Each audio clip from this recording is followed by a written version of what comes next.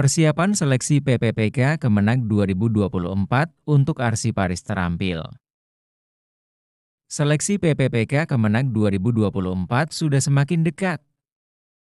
Bagi Anda yang melamar pada formasi Arsiparis terampil, penting untuk mempersiapkan diri dengan mempelajari 10 contoh soal dan pembahasannya untuk memahami kompetensi yang diujikan. Sebagai Arsiparis, kemampuan teknis dalam mengelola arsip, pengetahuan manajerial, serta keterampilan sosiokultural menjadi kunci keberhasilan Anda dalam ujian ini. Yuk, simak contoh soal berikut yang telah disusun khusus untuk membantu Anda lebih siap menghadapi tes. Soal 1. Seorang arsiparis diminta untuk menyimpan dokumen penting berupa surat keputusan yang memiliki nilai guna hukum. Dokumen tersebut sebaiknya disimpan dalam A. Arsip dinamis inaktif, B. Arsip dinamis aktif, C. Arsip vital, D. Arsip statis. Jawaban C. Arsip vital. Pembahasan, arsip vital adalah dokumen yang memiliki nilai hukum tinggi dan harus disimpan dengan aman karena diperlukan secara berkelanjutan. Soal 2. Dalam kegiatan penataan arsip, yang dimaksud dengan G-index adalah A. Sistem pengkodean arsip berdasarkan tahun, B. Sistem klasifikasi yang digunakan untuk mengidentifikasi isi dokumen, C. Daftar arsip yang telah dipindahkan ke arsip statis, D. Dokumen yang tidak memiliki nilai guna. Jawaban B. Sistem klasifikasi yang digunakan untuk mengidentifikasi isi dokumen. Pembahasan, indeks digunakan untuk memudahkan pencarian dan pengelolaan arsip berdasarkan kategori tertentu. Soal 3. Metode penyusutan arsip yang dilakukan secara berkala setiap periode waktu disebut A. Restorasi arsip, B. Pemusnahan arsip, C. Retensi arsip, D. Digitalisasi arsip. Jawaban C. Retensi arsip.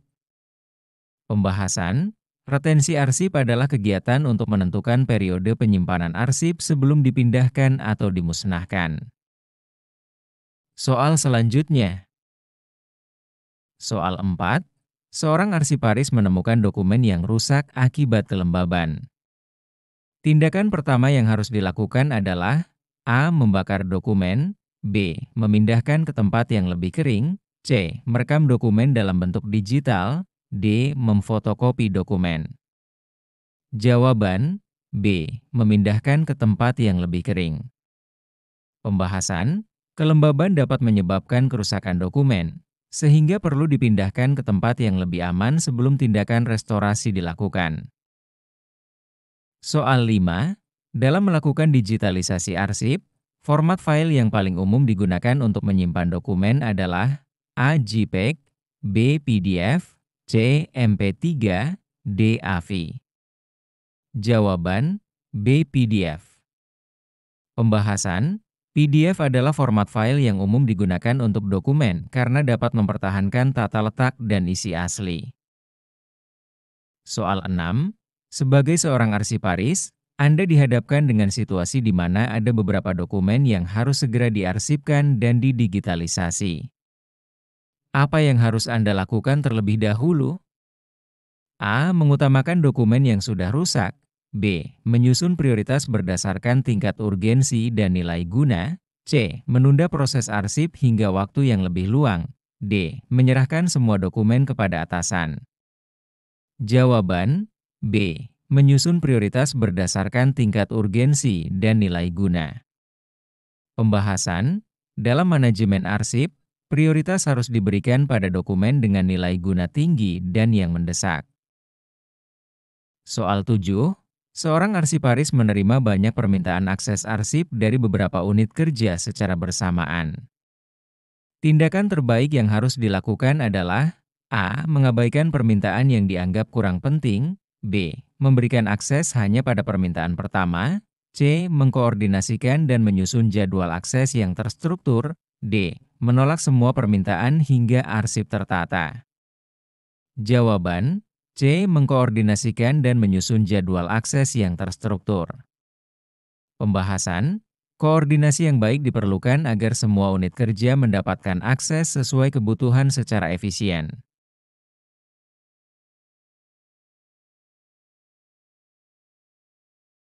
Sikap dan tindakan dalam lingkungan kerja multikultural.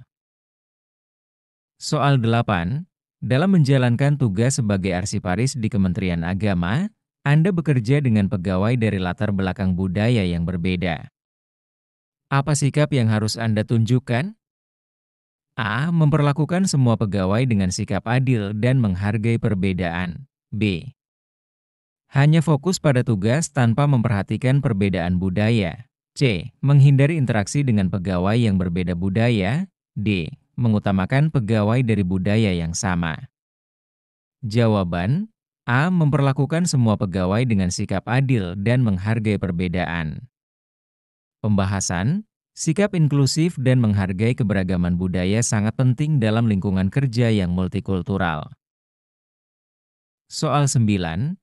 Jika Anda menemukan bahwa seorang rekan kerja tidak memahami prosedur pengelolaan arsip, tindakan yang sebaiknya Anda lakukan adalah: A. Mengabaikannya karena bukan tanggung jawab Anda. B. Memberitahukan atasan bahwa rekan tersebut tidak kompeten. C. Memberikan bimbingan dan membantu rekan tersebut memahami prosedur. D. Mengambil alih seluruh pekerjaan rekan tersebut. Jawaban: C. Memberikan bimbingan dan membantu rekan tersebut memahami prosedur. Pembahasan: memberikan bantuan dan bimbingan menunjukkan sikap kerjasama dan kepedulian terhadap kinerja tim. Soal 10. Pada acara pelatihan arsip digital, Anda diminta untuk memberikan sosialisasi kepada peserta yang berasal dari berbagai daerah. Apa yang harus Anda perhatikan? A. Menggunakan bahasa daerah yang dikuasai peserta. B. Menggunakan bahasa yang formal dan teknis. C. Menyampaikan materi dengan bahasa yang mudah dipahami dan inklusif. D. Menghindari interaksi dengan peserta dari daerah lain. Jawaban: C. Menyampaikan materi dengan bahasa yang mudah dipahami dan inklusif. Pembahasan: dalam sosialisasi, penting untuk menggunakan bahasa yang mudah dipahami agar semua peserta dapat mengikuti dengan baik.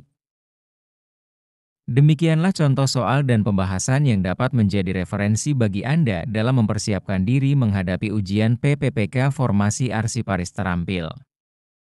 Jangan lupa untuk terus berlatih dan memahami setiap aspek kompetensi yang dibutuhkan. Semoga sukses dan selamat mengerjakan tes dengan percaya diri. Ingat, persiapan yang matang adalah kunci keberhasilan Anda. Semoga Anda menjadi bagian dari keluarga besar Kementerian Agama tahun ini. Terima kasih.